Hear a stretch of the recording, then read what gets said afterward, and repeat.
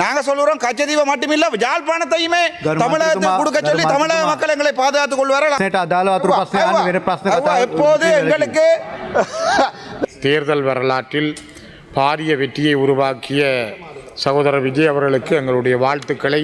ஈழத்தமிழர்கள் உங்களுடைய வெற்றியை சாதகமான தன்மையில் தங்களுக்கு கிடைத்த ஒரு வெற்றியாக பார்க்கிறார்கள் என்பதையும், தீபச்செல்வனருடைய புத்தகங்கள் இலங்கையினுடைய கஸ்டம் காரியாலயத்திலே மறைத்து வைக்கப்பட்டிருக்கிறது.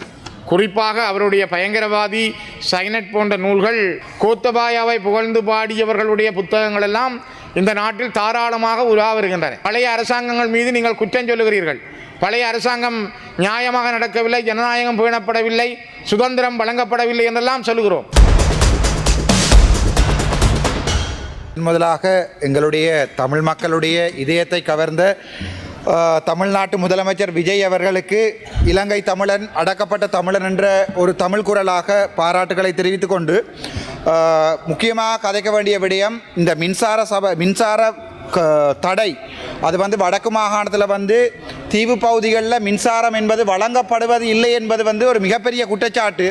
அண்மைய தினங்களில் நான் நெடுந்தீவு அல்லது டெல்ஃபிக்கு பயணித்த போது அங்கே பாதிக்கு பாதி மக்களுக்கு மின்சாரம் இல்லை.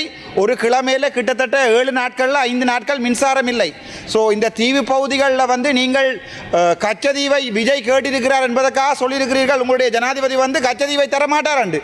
நாங்கள் சொல்லுறோம் கச்சதீவை மட்டுமில்லை யாழ்ப்பாணத்தையுமே தமிழகத்துக்கு கொடுக்க சொல்லி தமிழக மக்கள் எங்களை பாதுகாத்துக் கொள்வார்கள். ஆகவே எப்போது எங்களுக்கு தீவு பகுதிகளுக்கு மின்சாரம் எப்போது எங்களுக்கு மின்சாரம் தீவு பகுதிகளுக்கு வழங்கப்படும். அவ்வளவுதான் கேள்வி. Honorable Sridharan, you have 6 minutes.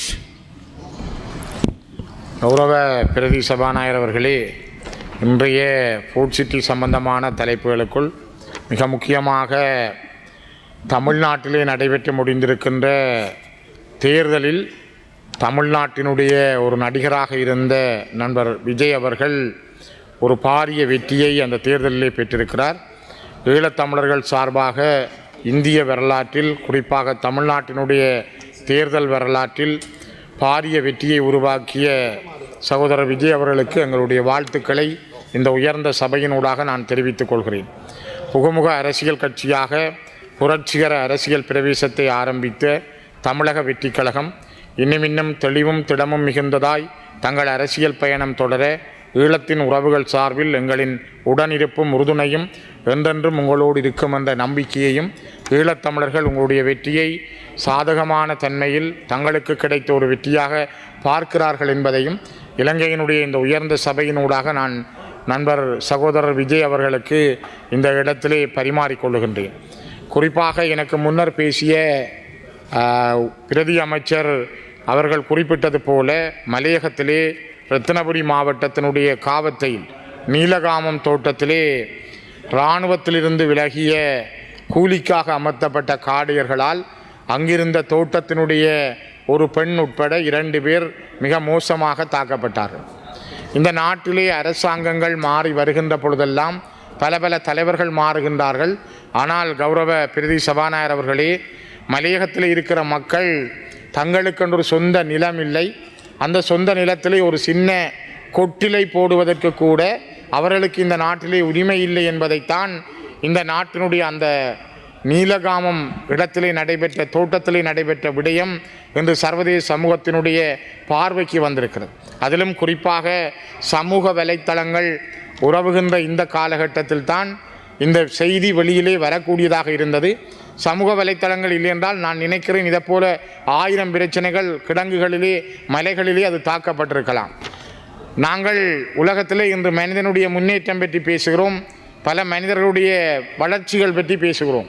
ஆனால் 200 ஆண்டுகளுக்கு மேலாக இலங்கையினுடைய பொருளாதாரத்தை கட்டி வளர்த்த, இலங்கையினுடைய பொருளாதாரத்தினுடைய முதுகெலும்பாக இருந்த எங்களுடைய மலையக தமிழ் உறவுகளுடைய ஒரு சின்ன வீடு அமைத்தல் தொடர்பிலே எந்த அரசாங்கம் வந்தாலும் உங்களுக்கு இதுதான் நிலைமை என்று சொல்லுகின்ற அளவுக்கு மிக மோசமாக காடையர் கும்பல் அவர்கள் மீது தாக்குதல் நடத்தியிருக்கிறது. அதனை நாங்கள் வன்மையாக கண்டிக்கிறோம். குறிப்பாக அந்த மக்களுக்கு நீதி கிடைத்து, சொந்த நிலம் கிடைத்து, சொந்த வீடு உள்ளவர்களாக மலையகத்திலே வாழுகிற தமிழ் உறவுகள் வாழ்வதற்கான ஒரு வழியை இந்த அரசாங்கமாவது செய்யுமா என்ற எதிர்பார்ப்பை நாங்கள் கொண்டிருக்கிறோம். குறிப்பாக கடந்த 200 ஆண்டுகளில் பல முயற்சிகள் எடுக்கப்பட்டாலும் முன்னர் இருந்த பல மலையக அரசியல் கட்சிகளுடைய முயற்சியினால் பல பேருக்கான வீடுகள் கிடைத்தது, பல பேருக்கு சிறு நிலங்கள் கிடைத்தது. ஆனால் இன்னும் பல தேவைகள் அந்த மக்களுக்கு உண்டு.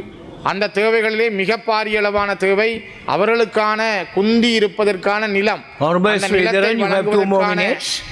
அந்த நிலத்தை வழங்குவதற்கான முயற்சியிலே இந்த அரசாங்கம் முதல் நடவடிக்கை எடுத்து அவர்கள் நிரந்தரமாக அந்த மண்ணிலே வாழக்கூடிய சூழலை ஏற்படுத்த வேண்டும் என்பதை நான் வலியுறுத்துகிறேன். குறிப்பாக இன்னும் ஒரு விடயம், எங்களுடைய கிளிநொச்சி மண்ணிலே பிறந்து வளர்ந்த ஒரு மிகப்பெரிய எழுத்தாளர், மூத்த எழுத்தாளர் தம்பி தீபச்செல்வனருடைய புத்தகங்கள் இலங்கையினுடைய கஸ்டம் காரியாலயத்திலே மறைத்து வைக்கப்பட்டிருக்கிறது. குறிப்பாக அவருடைய பயங்கரவாதி சைனட் போன்ற நூல்கள் விடுவிக்கப்பட்டிருக்கின்றன. ஆனால் அதே நேரம் எழுத்துக்களின் மூலம் நான் போராடுகிறேன், இன்னும் இங்கு 2 தேசங்கள் உள்ளன என்ற 2 நூல்களுக்காக அவருடைய அந்த நாவல்கள் தடுத்து வைக்கப்பட்டு இப்பொழுதும் அங்கே கஸ்டம்ஸ் ஆஃபீஸில் இருக்கிறது. குறிப்பாக இந்த தேவை ஏன் இந்த அரசாங்கத்துக்கு ஏற்பட்டிருக்கிறது? இந்த நாட்டில் எழுத்துரிமை ஏன் தடுக்கப்பட்டிருக்கிறது? தமிழ் மக்கள் மீது ஒரு வலிந்த யுத்தத்தை நடத்தி அந்த யுத்தத்தை நியாயப்படுத்துவதற்காக கோத்தபாயாவை புகழ்ந்து பாடியவர்களுடைய புத்தகங்கள் எல்லாம் இந்த நாட்டில் தாராளமாக உலா வருகின்றன. அவருக்காக புகழ்ந்து பேசுகின்ற அது தமிழ் எழுத்தாளர்களாக இருக்கலாம், சிங்கள எழுத்தாளர்களாக இருக்கலாம். அரசாங்கத்துக்கு புகழ்ந்து பாடினால், கொலைகளை நியாயப்படுத்தி எழுதினால் அந்த புத்தகங்கள் உலாவுகின்றன. ஆனால் தீபச்செல்வன் போன்ற தமிழர்களுடைய உண்மைகளை வெளியிலே கொண்டு வந்தவருடைய 5 வகையான 320 புத்தக பிரதிகள் இப்பொழுதும் சுங்கப்பிரிவிலே தடுத்து வைக்கப்பட்டுள்ளதென்றால் உங்களுடைய அரசு காலத்திலும் சுதந்திரம், எழுத்து சுதந்திரம், பேச்சு சுதந்திரம் இது இருக்கிறதா என்ற கேள்வி எழுகிறது. கௌரவ பிரதி சபாநாயகர் அவர்களே, ஒரு முறை திரும்பி பாருங்கள். நீங்கள் பழைய அரசாங்கங்களை பேசுகிறோம், பழைய அரசாங்கங்கள் மீது நீங்கள் குற்றம் சொல்லுகிறீர்கள். பழைய அரசாங்கம் நியாயமாக நடக்கவில்லை, ஜனநாயகம் பேணப்படவில்லை, சுதந்திரம் வழங்கப்படவில்லை என்றெல்லாம் சொல்லுகிறோம். ஆனால் இதே அரசாங்கமும் இதே பாணியை இப்பொழுது மேற்கொள்கிறது என்பது தீபச்செல்வனுடைய தெளிவாக தெரிகிறது. எனக்கு ஒரு நிமிஷம் தாருங்கள். எனக்கு முதல் 8 நிமிஷம் ஒதுக்கப்பட்டிருந்தது, நீங்கள் 6 நிமிஷம் என்று சொல்வது பிழையானது. ஆகவே நான் நினைக்கிறேன் இந்த கலாச்சார அமைச்சினுடைய இலக்கிய குழுவும் பாதுகாப்பு அமைச்சும் வழங்கிய பரிந்துரையின் அடிப்படையில் விடுவிக்கப்பட மாட்டாது என்ற ஒரு தோரணையிலே சுங்கப்பிரிவினால் இந்த புத்தகங்கள் தடுக்கப்பட்டிருக்கிறது. எழுத்து சுதந்திரம், இவரின் எழுத்துக்கள் வெளியான தேசிய சர்வதேசிய ஊடகங்களின் கண்ணியத்தையும் கூட இது பாதித்திருக்கிறது. ஆகவே நான் நினைக்கிறேன் இந்த நாட்டிலே மலையகத்திலே காவத்தையில் நடைபெற்றிருக்கிற நீலகாமம் தோட்டத்திலே நடந்த மிக மோசமான வன்முறையும் இப்பொழுதும் இந்த நாட்டிலே இனரீதியான வன்முறையும் இனரீதியான பாகுபாடும் நல்லிணக்கமற்ற தன்மையும் மேலோங்கித்தான் இருக்கிறது என்பதற்கு இவையெல்லாம் நல்ல உதாரணங்கள். ஒரு தைட்டி விகாரையை அகற்ற முடியாது, அதற்கு பெயர் குறித்து தனியாருடைய தமிழர் காணியிலே வலுக்கட்டாயமாக அமைத்து வைத்துக்கொண்டு அவருடைய நிலங்களை வழங்க விடாமல் தடுத்திருக்கிற அரசாங்கம், நீலகாமம் தோட்டத்திலே சொந்தமாக ஒரு கொட்டில் போட்டு தான் படுப்பதற்கு உறங்குவதற்கு அனுமதிக்காத அரசாங்கம், ஒரு தீபச்செல்வனுடைய புத்தகத்தை வெளியிடுவதற்கு கூட அனுமதிக்காத அரசாங்கம், நீங்கள் என்ன ஜனநாயகத்தை வெளியிலே சொல்ல போகிறீர்கள்? நீங்கள் எந்த வகையான ஒரு உணர்வுகளை வெளிப்படுத்த போகிறீர்கள்?